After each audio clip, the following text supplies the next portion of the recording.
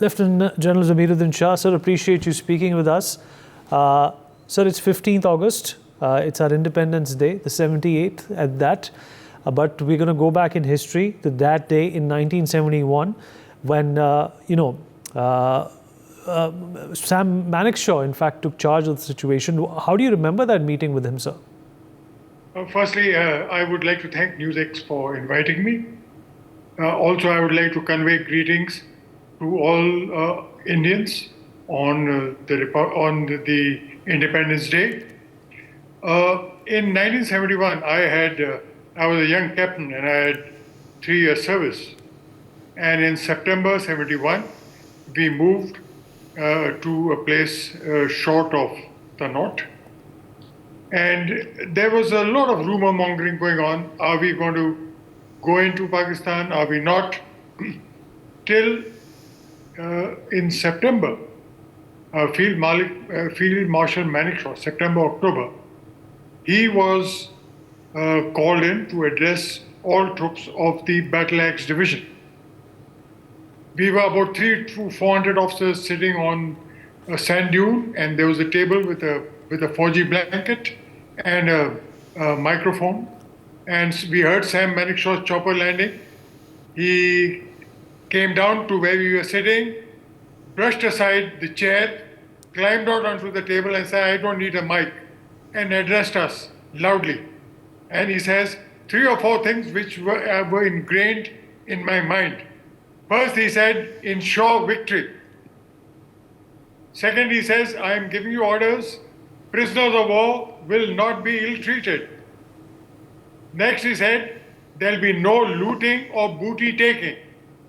And lastly, he said, "Keep away from the Begums." That he meant Pakistani women. He jumped off the table after his short address to us, had a cup of tea in the regulation mug, and was off to another formation. So this short, crisp address had us totally motivated. We knew that we are going to go in. There was no doubt about it. And we were already prepared, but we got thoroughly ready, absolutely ready. I would say that Sam Manekshaw was an enigma. He had this quality where he could enthuse the entire command. Let it be a war game, let it be military matters, and let it be humor. I mean, he could banter endlessly. So this is the sort of leader. Now, let me also tell you that at that time in 1971, the government of India was under a lot of pressure from Bengali refugees who had come in from Bangladesh, 6 million of them. And Sam Manekshaw was given a hint that he should go into East Pakistan, now Bangladesh, as soon as possible. He advised the Prime Minister against such an action in June or July for 2 or 3 reasons. Firstly, he explained that the passes with China would be open, so they could interfere. Next, the rivers, and Bangladesh is riverine territory, would be in spate, and that would impede operations. Mrs. Gandhi took this advice and gave him November or December for the operation. So 3rd December was the time when Pakistan launched a preemptive attack on Jodhpur and other airfields. Our ammunition column, my regiment was in Tanaut. The ammunition column moving in from Jodhpur got enmeshed in this whole thing, but reached us safely. So we were totally ready because of the great leadership provided by Sam Manekshaw. I think leaders of that quality, leaders who have this ability to enthuse their subordinates, is totally essential in the armed forces. Sam Manekshaw was, I would say, the best military leader I've had the privilege of serving under. And if you want more details of what happened, I can cover it.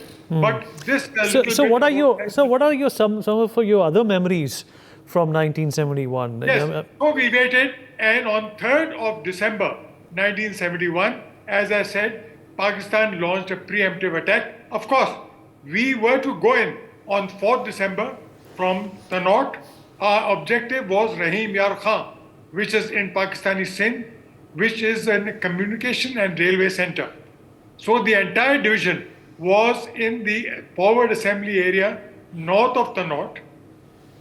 And on the night 3rd, 4th December, we launched a preemptive operation onto a fortress called Islamgarh. All this is covered in this wonderful book written by my officer of my regiment, who was a battery commander, Lieutenant Colonel Kulwinder Singh. It gives graphically all the details.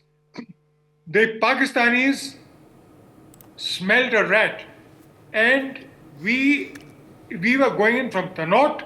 They came in from the west via Longewala. They launched their offensive on the 3rd and had the aim of bypassing Longewala, which was held by one company of the 23 Punjab and one battery of 1701 Field Battery. They had plans of bypassing Longewala and Sadiwala and going in straight for Jaisalmer. Fortunately, the terrain was very hostile and their mechanized and soft vehicles got bogged down. So they only reached Longewala on night 4th, 5th December. By that time, there was change in the orders given, and they were told to attack Longewala on night 4th, 5th December. We were to the east of this Pakistani column going in. If we had gone in earlier, they would have struck our rear. So we turned westwards and headed for Longewala. My regiment, Right, with the leading battery under Major Kulwinder, now Colonel Kulwinder Singh, deployed at Longewala All right, sir. on morning of 4th, 5th December and provided effective gunfire. All right, sir. The effect of this was that we separated the Pakistani armor from the infantry, which allowed next morning the Air Force to come in and destroy the Pakistani tanks. So this was the initial action on morning of 4th, 5th December. After that, the Pakistanis withdrew. They lost, it was 22 armored regiment. They lost a whole lot of tanks. We pursued them into Pakistani Sindh, and there we sat for another 6 months without much opposition. And the only problem we had was the scorpions and the snakes and the mosquitoes. For more such videos, subscribe to the NewsX YouTube channel, hit the bell icon.